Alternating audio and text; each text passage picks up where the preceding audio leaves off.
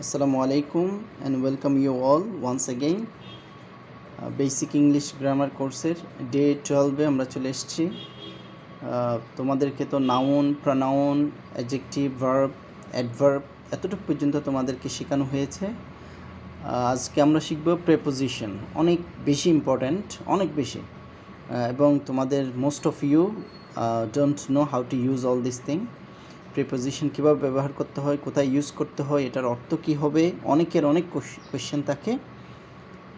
আজকে আমি চেষ্টা করব তোমাদের সবগুলো কোয়েশ্চেনের উত্তর দিতে, যাতে তোমরা বুঝতে পারো প্রিপোজিশন কোনগুলো। অনেকেই তোমরা জানো প্রিপোজিশন কোনগুলো, দেখে একটু চিন্তা করে তো কোনগুলো preposition. Of, to, in, at, by, from, on, under, between, among, inside, through, অনেকগুলো প্রিপোজিশন আছে। ঠিক আছে, আমরা কয়েকটা যেগুলো কমনলি ইউজড, একেবারে বেশি বেশি ইউজ হয়, আমরা সেগুলোর দিকে একটু অর্থ বোঝার চেষ্টা করব প্রিপোজিশনগুলোর সাথে সাথে। প্রথমে ধরো টু।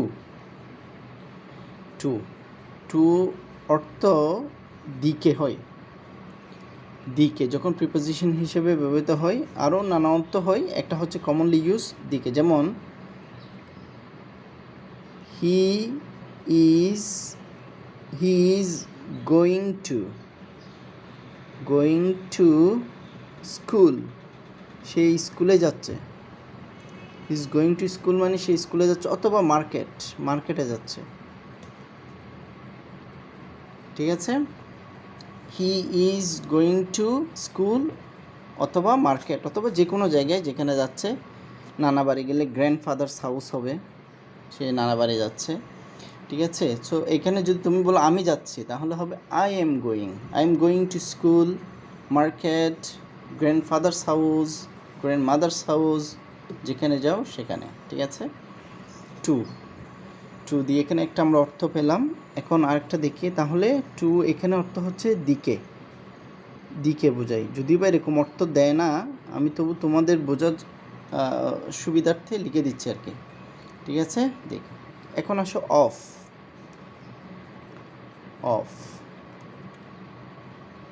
তো আমরা প্রায় দেখি, সব জায়গায় থাকে। এর অর্থ বেসিক্যালি এর হয়, যেমন the name of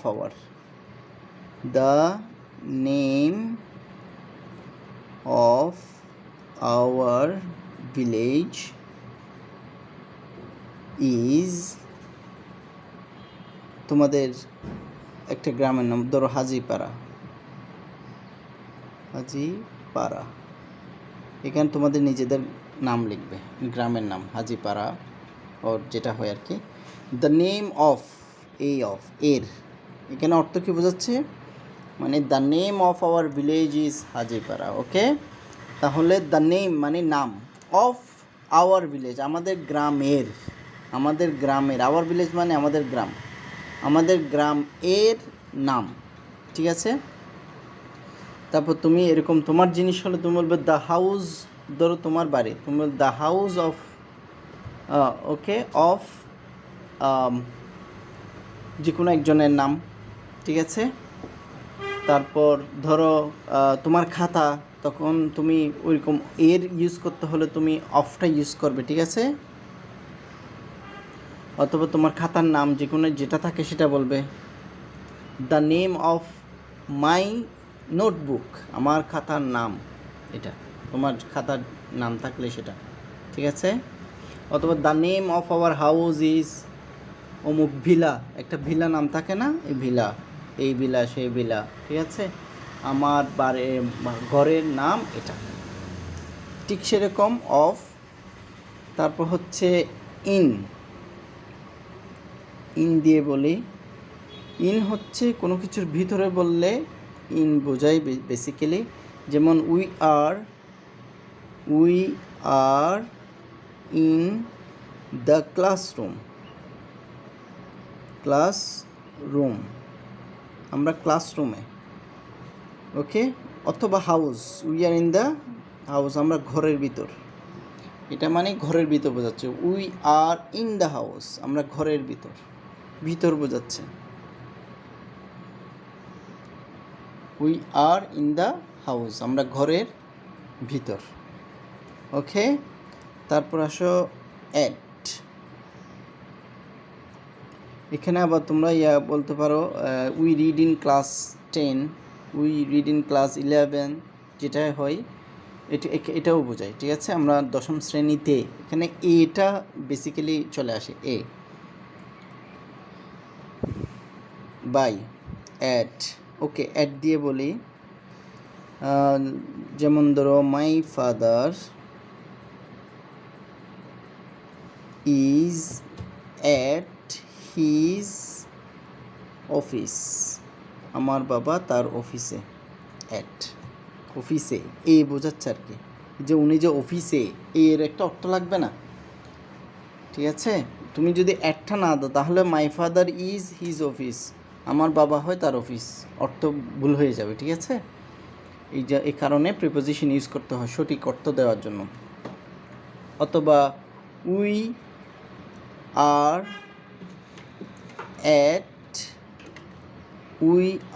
at coffee shop, আমরা কফি শপে, এরকমও হয়। কোনো ছোটো প্লেসের ক্ষেত্রে অ্যাটটা ইউজ হয়। ওকে, তারপর ধরো বাই দিয়ে হয় দ্বারা, যেমন ইউজুয়ালি সাধারণত দ্বারাটা হয়, যেমন দ্য ওয়ার্ক, কাজটা ওয়াজ ডান বাই মি, আমি করেছি কাজটা, আমার দ্বারা করা হয়েছে কাজটা। The work was done by me, এটা আমি করেছি কাজটা। ঠিক আছে, আমার দ্বারা করা হয়েছে। তো এখানে দ্বারা বোঝাচ্ছে, বাইটা কি বোঝাচ্ছে?